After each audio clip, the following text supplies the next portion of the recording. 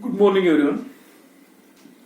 Last class we studied one numerical on the basis of depression in the freezing point और उसमें थोड़ा सा वो जो लास्ट वाला पोर्शन है कट गया था, फिर से एक बार रिपीट करता वही प्रॉब्लम। प्रॉब्लम है 1.02 gram of urea when dissolved in 98.5 gram of certain solvent decreases its freezing point by 0.211 kelvin. ठीक है, यूरिया का सॉल्यूशन है, इतना ग्राम डिसॉल्व करने के बाद फ्रीजिंग पॉइंट इतने से डिक्रीज हो मतलब डेल टीएफ की वैल्यू। और सेकंड एक अननोन सॉल्यूशन है, अननोन कंपाउंड डिसॉल्व किया है वही सॉल्वेंट में, कितना 1.609 ग्राम that dissolve in 86 gram of same solvent. Solvent एक है तो इसका मतलब केएफ की वैल्यू सेम रहेगी। Decreases the freezing point by 0.34, तब फ्रीजिंग पॉइंट कितने से डिक्रीज हुआ 0.34 kelvin. Calculate the molar mass of compound, तो सेकंड जो अननोन कंपाउंड है उसका मोलर मास आपको निकालना है। तो दोनों सॉल्यूशन, एक यूरिया का सॉल्यूशन, सेकंड अननोन कंपाउंड का एक सॉल्यूशन, तो दोनों के लिए कॉमन क्या रहेगा, डेल टीएफ की जो मतलब केएफ की वैल्यू है। सॉल्वेंट जब सेम होता है तो केएफ की वैल्यू चेंज नहीं होती, सेम केएफ है। तो दो अलग अलग फार्मूले बनाओ अननोन के लिए, जैसे कल बताया था मैंने, डैश मतलब अननोन कंपाउंड के लिए, और ये del TF M2 W1 upon W2 ये यूरिया के लिए, और दैट इक्वल टू कितना है 1000 इंटू 1000 केएफ, क्योंकि दोनों के लिए कॉमन है। तो दोनों दिस इक्वल टू आएगा दोनों का, तो this one is equal to this one. अब इसमें जो टर्म्स है ये तो दोनों के लिए सेम ही है। तो यूरिया के डेल टीएफ की वैल्यू गिवन है, यूरिया का मोलर मास दिया है 60 ग्राम, W1 दिया है 1.02, W2 की वैल्यू दी है 98.5। सेम अननोन कंपाउंड की डेल टीएफ की वैल्यू 0.34 है, M2 की वैल्यू जो निकालना है W1 की वैल्यू 86 है और W2 की वैल्यू 1.609 है। बस ये M2 छोड़ के बाकी सब टर्म्स की वैल्यू नोन है। तो इस टाइप से जैसे ये वैल्यू पुट करने के बाद M2 और M2 इज इक्वल टू, इस टाइप से आप M2 इज इक्वल टू या वैल्यू मतलब M2 की वैल्यू निकाल सकते। एक सॉल्यूशन का M2 मतलब एक सॉल्यूशन नॉन कंपाउंड था जैसे यूरिया, और उसका यूज करके अगर सॉल्वेंट सेम यूज करोगे तो दूसरे अननोन कंपाउंड का मॉलिक्यूलर मास निकाल सकते हो, और कितना है 67.3 ग्राम। अब सेम आप दूसरे मेथड से भी कर सकते। देखो एक मेथड जो टेक्स्ट बुक में गिवन है, सेकंड मेथड का भी यूज करके आप ये प्रॉब्लम सॉल्व कर सकते हैं। पहले क्या करोगे, यूरिया सॉल्यूशन फॉर यूरिया। अब यूरिया के लिए देखो, फॉर यूरिया जो मेन फार्मूला लिखता है मैं, del T F is equal to क्या है फार्मूला 1000 इंटू W2 नहीं KF into KF divided by M2 into W1, ये फार्मूला है मेन। अब यूरिया के लिए अगर आप यूज करोगे, W2 की वैल्यू है 1.02, KF की वैल्यू जो निकालना है, डेल टीएफ की वैल्यू है 0.211, जैसे डेल टीएफ की वैल्यू है 0.211 इज इक्वल टू KF की वैल्यू निकालना है 1000 इंटू W2 की वैल्यू है आपके पास 1.02 ग्राम है, और M2 की वैल्यू यूरिया का कितना दिया है 60, और W2 की वैल्यू है, और W1 वेट ऑफ सॉल्वेंट की वैल्यू कितने 98.5 ग्राम। तो ये सभी KF छोड़ के, अब KF छोड़ के सभी वैल्यूज आपको पता है, तो अब इससे आप डायरेक्ट कैलकुलेशन से KF की वैल्यू निकाल सकते हैं। अब जब सेकंड सॉल्यूशन के लिए आप फार्मूला लिखोगे, same formula for unknown compound, KF की वैल्यू निकाल ली, और अननोन कंपाउंड वहां पे लिख सकते हैं आप, as the solvent is same, second unknown compound when dissolved in 86 gram of same solvent एक ही, तो उसके लिए केएफ की वैल्यू चेंज नहीं होगी for unknown compound.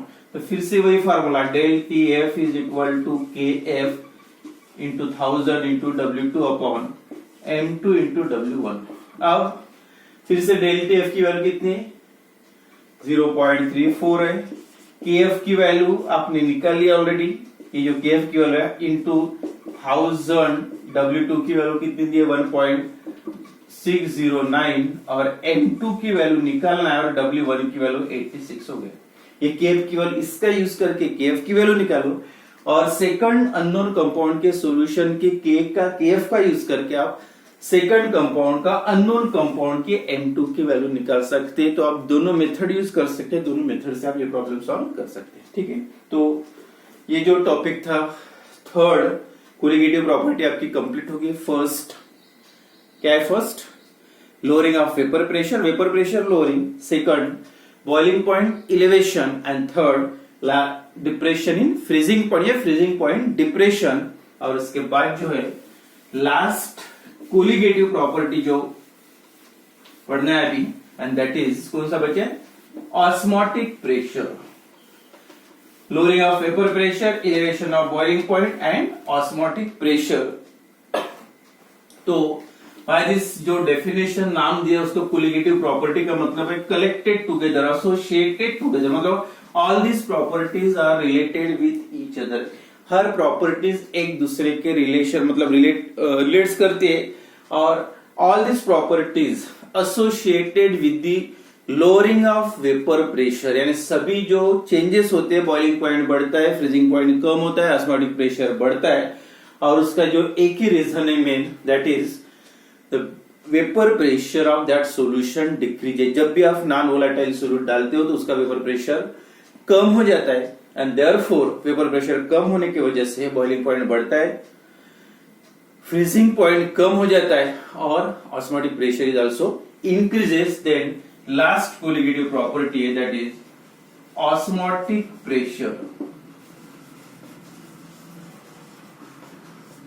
Osmotic pressure of solution, तो like boiling point elevation, freezing point depression, this property is osmotic pressure is also associated with the lowering of vapor pressure। इसका भी relation lowering vapor pressure lowering से है and it is also used to determine the molar mass of non volatile compound। कोई भी unknown non volatile compound का molar mass ये property का use करके भी आप डिटरमाइन कर सकते हैं। तो जो भी टर्म्स इन्वॉल्व है उसमें मोलर मास, मेन सभी कोलिगेटिव प्रॉपर्टी का जो मेन एप्लीकेशन है to determine the molar mass of non volatile compound. तो एक एक उसमें जो बेसिक टर्म्स इन्वॉल्व है ये फिनोमिनन में, ऑस्मोटिक प्रेशर फिनोमिनन में, one that is semi permeable membrane.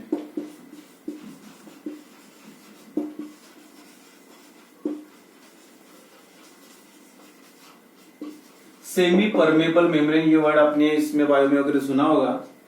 Osmosis, without semi permeable membrane osmosis होता ही नहीं। तो सेमी परमेएबल मेम्ब्रेन क्या है? तो osmotic pressure phenomenon involve the use of semi permeable membrane. तो ये फिनोमिनन में सेमी परमेएबल मेम्ब्रेन का यूज मस्ट है। विदाउट सेमी परमेएबल मेम्ब्रेन आप ये ऑस्मोटिक प्रेशर या ऑस्मोसिस आप नहीं पढ़ सकते। तो सेमी परमेएबल मेम्ब्रेन का ये डेफिनेशन भी आ सकती है। The semi-permeable membrane, it is a thin film of cellophane या अबोट टाइप के एक सिंथेटिक है, जैसे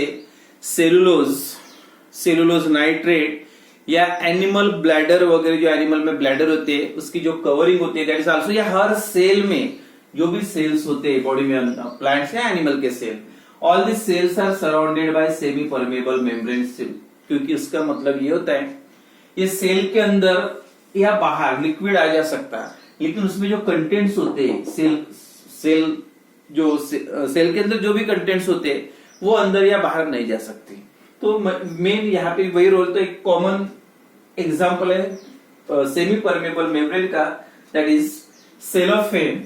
it is a thin film and consist of very large number of pores. ऐसे छोटे छोटे बहुत सारे माइन्यूट होल्स होते हैं, पोर्स होते हैं उसमें, and that membrane, especially semi-permeable membrane, this spore, a small spore, and that only allows only the molecules of solvent के molecules सिर्फ ये membrane में से पास हो सकते, क्योंकि जो उसके होल्स होते हैं, पोर्स होते हैं, बहुत छोटे होते हैं और सॉल्वेंट के मॉलिक्यूल्स भी बहुत छोटे होते हैं. तो this membrane only allows the molecule of solvent to pass through this, यानी उसमें से वो मेम्ब्रेन में से सिर्फ सॉल्वेंट के मॉलिक्यूल्स पास हो सकते, but the pores of this membrane is not enough to pass the molecules of solute through it. तो सोल्यूट के पार्टिकल थोड़े थोड़े बड़े होते हैं, तो ये सोल्यूट के पार्टिकल या आयंस के जो भी आप सोल्यूट डिसॉल्व करते हैं नॉन वोलेटाइल सोल्यूट सॉल्वेंट में ऐड करने के बाद, उसके पार्टिकल कंपैरेटिवली सॉल्वेंट के कंपैरिजन में बड़े होते हैं. तो ये जो पोर्स होते हैं सेमी परमेबल मेम्ब्रेन के, उसमें से ये सोल्यूट के पार्टिकल पास नहीं हो सकते. Only the molecules of solvent can pass through that membrane, यानी वो मेम्ब्रेन में से सिर्फ सॉल्वेंट के मॉलिक्यूल पास हो सकते, but not the molecules of solute. तो सिंपल डेफिनेशन है semi permeable membrane, the membrane which allows only the molecule of solvent to pass through it but not the molecule of solute. यानी जो membrane सिर्फ किसको allow करते हैं, solvent के molecules को, और सोल्यूट के मॉलिक्यूल्स को नहीं, दोनों पार्टिकल पास नहीं हो सकते. अगर ये जैसे सिंपल फिल्टर पेपर जो होता है उसमें से इधर से उधर सोल्यूट के पार्टिकल भी पास हो सकते हैं, सॉल्वेंट के पार्टिकल भी हो सकते हैं. तो ये सिंपल जनरल फिल्टर मेम्ब्रेन है. लेकिन सेमी परमेबल मेम्ब्रेन की स्पेशलिटी ये होती है, this membrane only allows the molecules of solvent and not the molecules of solute to pass through it. That membrane is called as a semi-permeable membrane. मतलब बोलो एक बार definition, the membrane which allows the passage of solvent molecule and not the molecules of solute to pass through. मतलब जो membrane सिर्फ solvent molecule को allow करते हैं, solute molecules को नहीं, सोल्यूट पार्टिकल को नहीं, उसी को बोलना है सेमी परमेबल मेम्ब्रेन. तो सबसे इंपॉर्टेंट एक पार्ट है ऑस्मोसिस या ऑस्मोटिक प्रेशर. जब पढ़ोगे तो सेमी परमेबल सबसे इंपॉर्टेंट है. विदाउट सेमी परमेबल मेम्ब्रेन ये दो वर्ड आप ऑस्मोटिक प्रेशर या ऑस्मोसिस आप यूज ही नहीं कर सकते. एक शॉर्ट छोटी सी एक डेफिनेशन कभी पूछे तो याद रखना है. What is semi permeable membrane? The membrane which allows only the molecules of solvent and not the molecule of solute to pass through them, that is called as a semi permeable membrane. And osmotic pressure फिर से पढ़ने के पहले आपको पहले समझना पड़ेगा what is osmosis क्या है. osmosis जो बहुत ही इंपॉर्टेंट पार्ट है बायोलॉजी का, ये स्पेशली प्लांट्स में वगैरह, प्लांट्स या एनिमल्स में,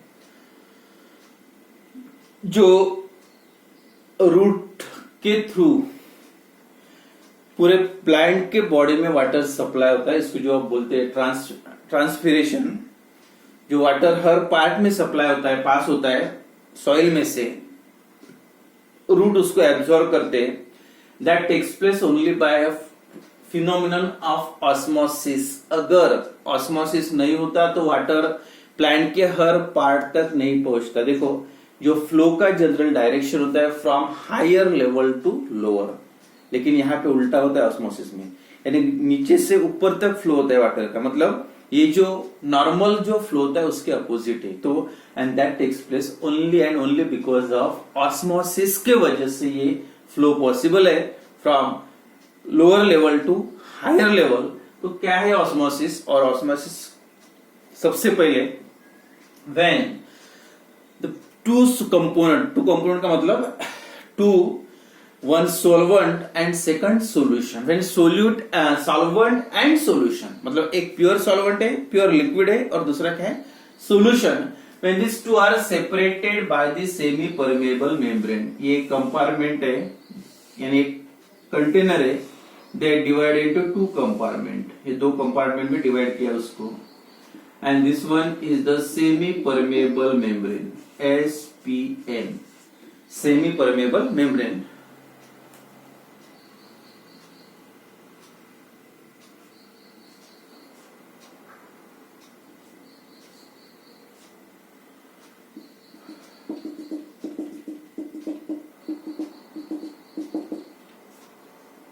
ये सॉल्वेंट है और ये है सॉल्यूशन, ठीक है। सॉल्वेंट और सॉल्यूशन यानी बोल सकते हैं दोनों लिक्विड सेम है, सॉल्वेंट एक है, उसमें क्या करते हैं थोड़ा सा सोल्यूट डाल दिया, अब सोल्यूट डाल दिया मतलब इट बिकम अ सॉल्यूशन। तो ये प्योर सॉल्वेंट है और ये सॉल्यूशन है। तो क्या होगा if this two solution two liquid, one solution and second solvent, pure solvent and solutions are separated by the semi permeable membrane.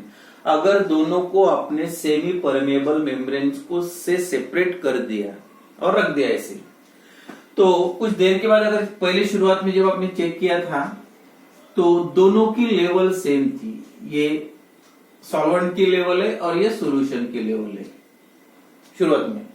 लेकिन कुछ देर के बाद चेक करोगे तो क्या होगा, ये लेवल धीरे धीरे बढ़ती हुई दिखेगी और ये धीरे धीरे कम होते, मतलब इसका जो वॉल्यूम है ये सॉल्यूशन का मतलब प्योर सॉल्वेंट का कम होता जाएगा और ये वॉल्यूम बढ़ता जाएगा। क्यों ऐसा हो रहा, और ये जो प्रोसेस हो रही उसी को आपको बोलना है ऑस्मोसिस। क्यों फ्लो हो रहा है, कौन से डायरेक्शन में फ्लो आ दैट, और यहाँ पे जो फ्लो होता है when solution and pure solvent, या बोल सकते इसके जगह पे आर, ये डाइल्यूट सॉल्यूशन है इसके जगह पे, और ये जो सॉल्यूशन है that is a concentrated solution. When this two solutions are separated, dilute and concentrated, separated by semi permeable membrane, then the solvent molecule, अब देखो क्या होगा, दोनों का कॉन्सेंट्रेशन अलग अलग है, सेम नहीं, अगर लिक्विड ये भी वाटर होता है ये भी वाटर होता है तो कोई प्रॉब्लम नहीं, फ्लो होता ही नहीं। लेकिन इसमें क्या हो, इसमें प्योर सॉल्वेंट वाटर के मॉलिक्यूल है लेकिन उसमें सोल्यूट के भी पार्टिकल्स है, तो कॉन्सेंट्रेशन कम ज्यादा है। जब तक इक्विलिब्रियम नहीं फॉर्म होता, जब तक कॉन्सेंट्रेशन सेम नहीं आता तब तक फ्लो शुरू रहेगा। जैसे हॉट वाटर आपने बाहर रख दिया, कुछ देर के बाद उसका टेम्परेचर कम हो जाता है क्योंकि वो सराउंडिंग का टेम्परेचर कम होता है, इसलिए वो फ्लो होना शुरू हो जाता है, तो दैट इज इक्विलिब्रियम फॉर्म होता है। यहाँ पे भी सेम, दोनों का कॉन्सेंट्रेशन सेम नहीं है, ये कॉन्सेंट्रेटेड है और डाइल्यूट है, या बोल सकते हैं ये प्योर सॉल्वेंट है और ये सॉल्यूशन है, तो सेम नहीं है। तो सेम लाने के लिए क्या होगा, सॉल्वेंट अगर सिंपल फिल्टर पेपर होता है या फिल्टर मेम्ब्रेन होती है सिंपल, तो सोल्यूट पार्टिकल इधर पास होते हैं और इसका कॉन्सेंट्रेशन बढ़ता है, दोनों का जब सेम आ जाता है तो इक्विलिब्रियम फॉर्म होता। लेकिन यहाँ पे प्रॉब्लम क्या आएगा, इसमें से सोल्यूट के पार्टिकल इधर पास हो नहीं सकते क्योंकि वो मेम्ब्रेन की स्पेशलिटी है that membrane not allows this particles of solute to pass through this, इसमें से सोल्यूट के पार्टिकल पास नहीं हो सकते। अब ओनली किसके मॉलिक्यूल, ठीक है, सॉल्वेंट के इधर से इधर भी जा सकते हैं और इधर से इधर, दोनों डायरेक्शन में सॉल्वेंट के मॉलिक्यूल पास हो सकते हैं, ऐसा होता भी है।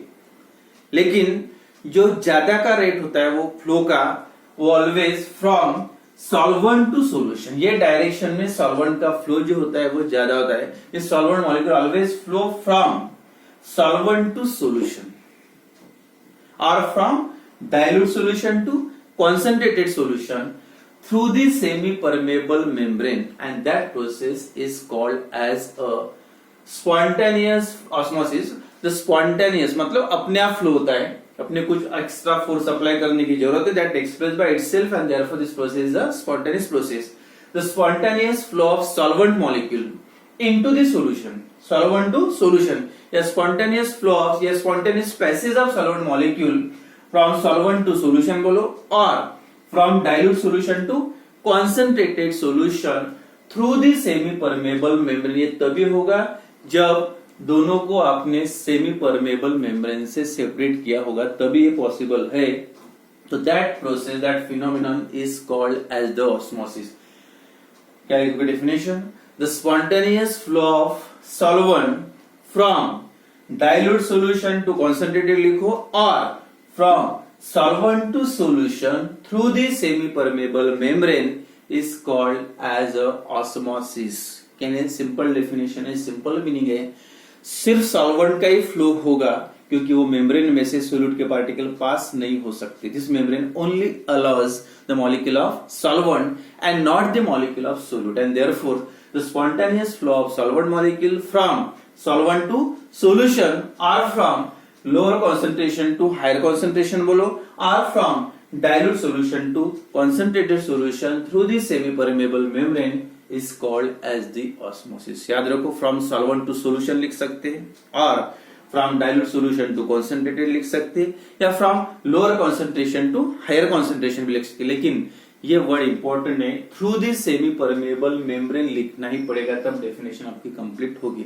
अब सेकंड दूसरा रीजन ये व्हाई दिस, मतलब फेवर जो फेवरेबल कंडीशन की है फ्रॉम सॉल्वेंट टू सॉल्यूशन या फ्रॉम डाइल्यूट टू कॉन्सेंट्रेटेड, तो उसका ये रीजन दूसरा ये भी है, जो वेपर प्रेशर होता है ये सॉल्यूशन का, इसके पहले आपने पढ़ा है, तो vapour pressure of solution is always lower than that of pure solvent. इसका वेपर प्रेशर ज्यादा होता है प्योर सॉल्वेंट का, या सॉल्यूशन का वेपर प्रेशर कम होता है, and therefore this flow also takes place from solvent to solution. मतलब ज्यादा वेपर प्रेशर जहां है वहां से कम वेपर प्रेशर के डायरेक्शन में फ्लो होता है। तो और इसका जो रिजल्ट जो मिलता है इसका, तो क्या होगा,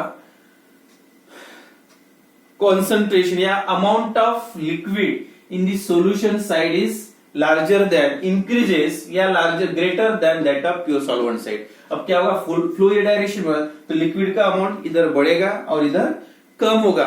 और दूसरी बात उल्टा है, लिक्विड बढ़ता है सॉल्वेंट बढ़ता है, तो कॉन्सेंट्रेशन क्या होगा, सोल्यूट का अमाउंट कम होते जाएगा, एंड देयरफॉर उसका जो रिजल्ट होता है, the concentration of that solution decreases, solution side का कॉन्सेंट्रेशन धीरे धीरे, क्योंकि इधर वाटर पास हो रहा, जितना वाटर डालोगे उतना सॉल्यूशन डाइल्यूट होगा, मतलब सॉल्यूशन का कॉन्सेंट्रेशन कम हो जाए, मतलब लिक्विड का कॉन्सेंट्रेशन अमाउंट बढ़ेगा और सॉल्यूशन का कॉन्सेंट्रेशन कम होगा इसका। तो यहाँ पे भी एक इंपॉर्टेंट आपको बस दे दो, सेमी परमेबल मेम्ब्रेन की डेफिनेशन और इसके एक डेफिनेशन, तो ये 2 पॉइंट याद रखना है आपको। तो what is osmosis, flow of, अपने हिसाब से लिख सकते हो, the flow of solvent molecule from solvent to solution through the semi permeable membrane, या spontaneous flow of solvent molecule from lower concentration to higher concentration through the semi-permeable membrane, or from dilute solution to concentrated solution through the semi-permeable membrane is called as the osmosis.